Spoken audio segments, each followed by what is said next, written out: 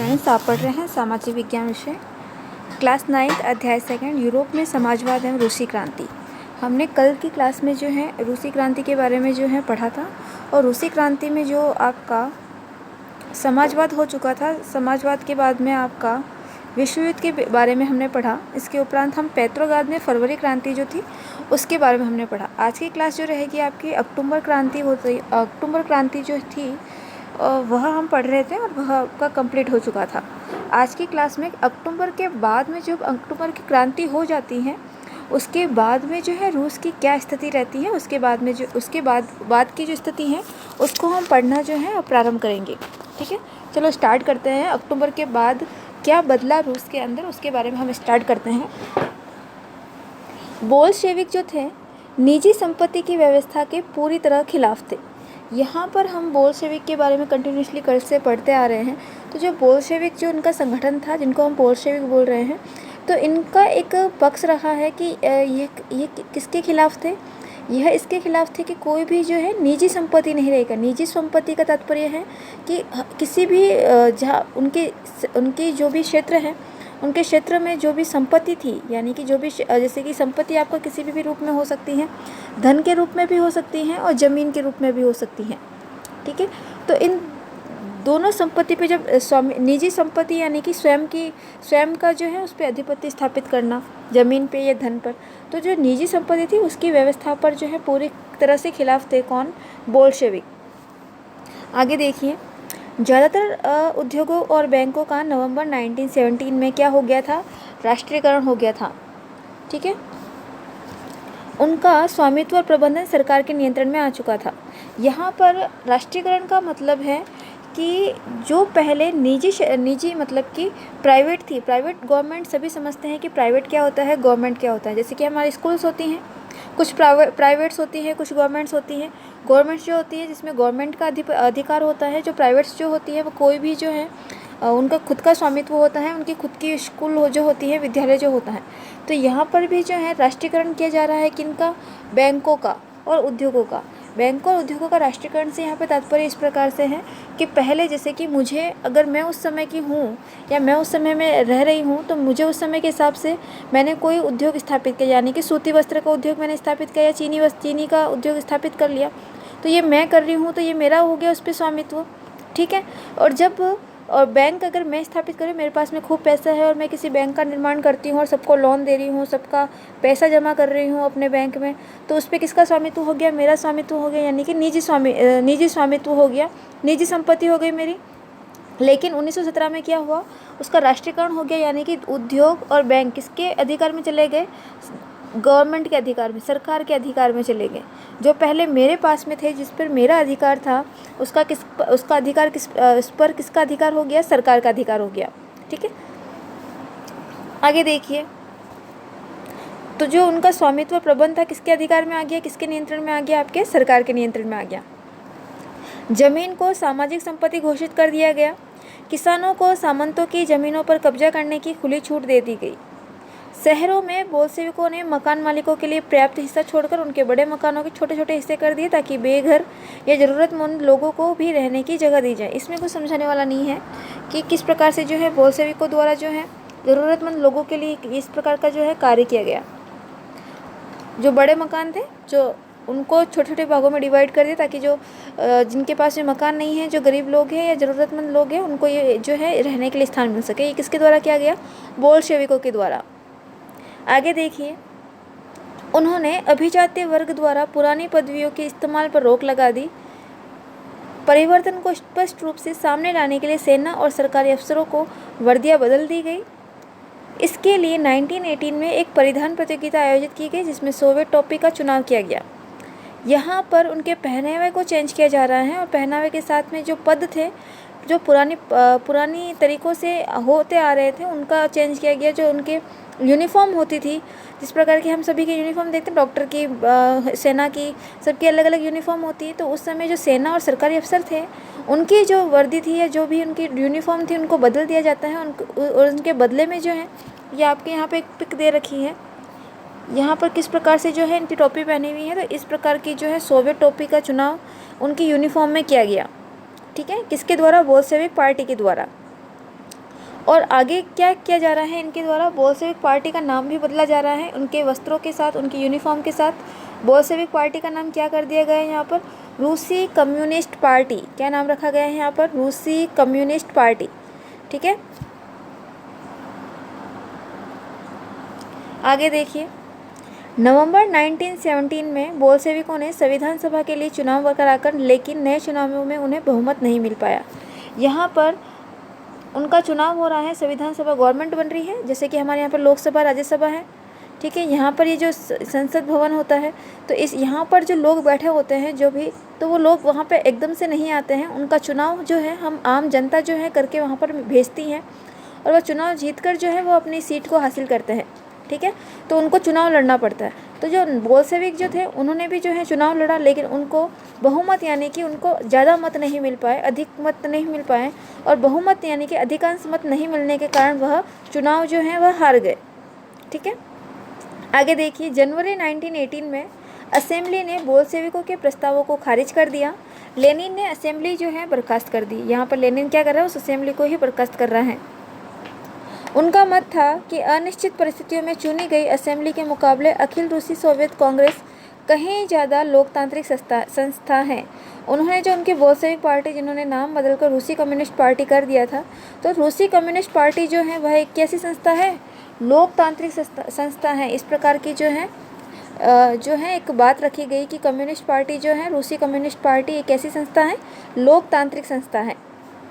आगे देखिए, मार्च 1918 में अन्य राजनीतिक सहयोगियों की असहमति के बावजूद बोल्शेविकों ने ब्रेस्ट लिटोवस्क में जर्मनी में से संधि कर ली, और आने वाले सालों में बोल्शेविक पार्टी अखिल रूसी सोवियत कांग्रेस के लिए होने वाले चुनावों में हिस्सा लेने वाली एकमात्र पार्टी रह गई।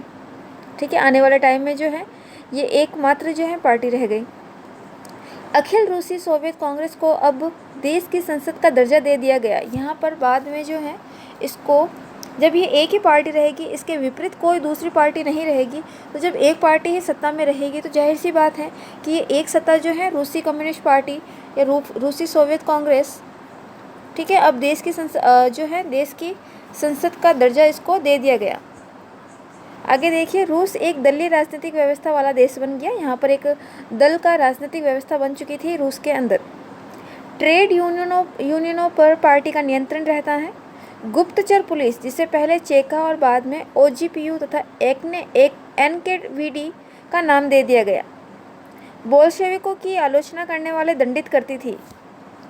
अब इनके कार्य, अब जब ये एक दल राजनीतिक संस्था बन चुकी हैं, एक राजनीतिक दर्जा जो है इस पार्टी को मिल चुका था, तब इसके बाद में जो है जो भी अगर कोई बोल्शेविकों की आलोचना करता तो उनको क्या दिया जा रहा है, दंड दिया जा रहा है। ठीक है, दंड दिया जा रहा है। यहाँ पर आगे देखिए, बहुत सारे युवा लेखक और कलाकार भी पार्टी की तरफ आकर्षित हुए। अब इस पार्टी की तरफ जो युवा लेखक थे जो और कलाकार थे, वह भी जो है इस पार्टी की तरफ अपना रुख लिए हुए हैं। क्यों, क्या कारण था इसका? इसका कारण था समाजवाद और परिवर्तन के प्रति उनका समर्पित होना। अक्टूबर 1917 के बाद ऐसे कलाकारों और लेखकों ने कला और वास्तुशिल्प के क्षेत्र में नए प्रयोग शुरू किए, लेकिन पार्टी द्वारा थोपी गई सेंसरशिप के कारण बहुत सारे लोगों का पार्टी से मोह भंग भी होने लगा। कुछ समय तक यहाँ पर आपका एक पिक दे रखा है। ये पिक है आपकी मास्को में मई दिवस का प्रदर्शन हो रहा है 1918 में। ठीक है, तो ये पार्टी का एक पिक दे रखा है जिसमें इसको दर्शाया गया है। मास्को में प्रदर्शन जो हो रहा है मई दिवस का, उसका बताया गया है। ठीक है, तो यहाँ पर जो है एक तरफ तो यहाँ पर एक पार्टी का आपको दे रखा है चित्र, और दूसरी तरफ जो है पार्टी जो है धीरे धीरे भंग होने की कगार पर आ रही है।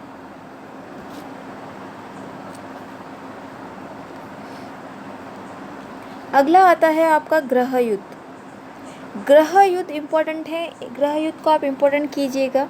गृह युद्ध जो है क्या होता है इसके बारे में हम पढ़ रहे हैं।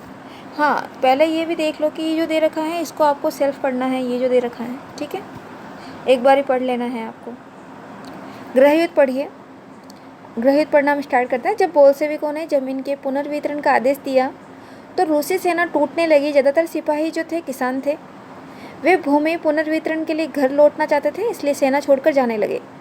गैर बोल्शेविक समाजवादियों, उदारवादियों, राजशाही के समर्थकों में बोल्शेविक विद्रोह की निंदा की। उनके नेता दक्षिणी रूस में इकट्ठा होकर बोल्शेविकों से लड़ने के लिए टुकड़ियां संगठित करने लगे। 1918 और 1919 में रूसी साम्राज्य के ज़्यादातर हिस्सों पर सामाजिक क्रांतिकारियों और जार समर्थकों का भी नियंत्रण रहा।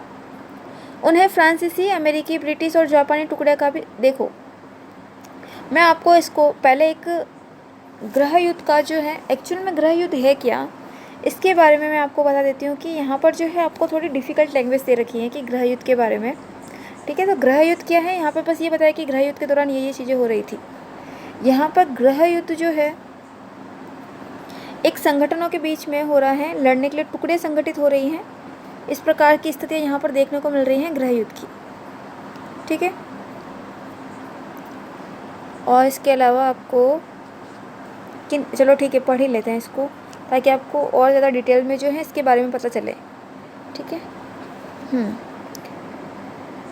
जब बोल्शेविकों ने ज़मीन के पुनर्वितरण, यहाँ पर बोल्शेविकों का जो है ज़मीन, जब आपने अभी जब हमने पिछला पैराग्राफ पढ़ा था तब हमने पढ़ा कि ज़मीन जो है उनके बोल्शेविकों द्वारा जो है ज़मीन जो अमीर व्यक्तियों की जो थी उनका डिवाइडेशन किया जा रहा है, और जो भी गरीब लोग हैं जिनके पास में बेगर हैं जो लोग, उनको ये दिए जा रहे थे।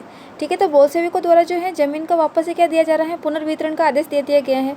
ठीक है, और वहाँ पर जो है सेना जो है, रूसी सेना जो थी वह भी क्या टूटने लगी है, बिखरने लगी है। उनका अस्तित्व जो है मतलब कि वो विभक्त होती जा रही हैं, जहाँ की वहाँ की रूसी सेना थी।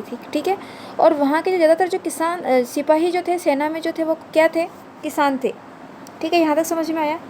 वे भूमि वितरण के लिए घर लौटना चाहते थे, इसलिए सेना छोड़कर जाने लगे। जब भूमि का पुनर्वितरण हो रहा है यानी कि फिर से भूमि दी जा रही थी, तब जो सेना थी, सिपाही थे, कि जो किसान थे, वह वापस जो है सेना छोड़कर घर जाने लगे। और जो गैर बोल्शेविक यानी कि जो एक तो बोल्शेविक हैं और जो बाकी के जो व्यक्ति बोल्शेविक नहीं हैं, वह समाजवादी, उदारवादी और राजशाही के समर्थक ने बोल्शेविक विद्रोह की निंदा की। ठीक है, समर्थक हो रहे हैं राजशाही, उदारवादी, समाजवादियों के। ठीक है, आगे देखिए, उनके जो नेता हैं दक्षिणी रूस में इकट्ठा होकर बोल्शेविक यानी रेड से लड़ने के लिए टुकड़े संगठित करने लगे। 1918 और 1919 में रूसी साम्राज्य के ज़्यादातर हिस्सों पर सामाजिक क्रांतियाँ, जिनको यहाँ पर ग्रीन्स बोला जा रहा है, और जार समर्थक जो कि वाइट्स का ही नियंत्रण रहा। ग्रीन्स और वाइट्स का यहाँ पर जो है नियंत्रण रहा है, देखने को मिल रहा है।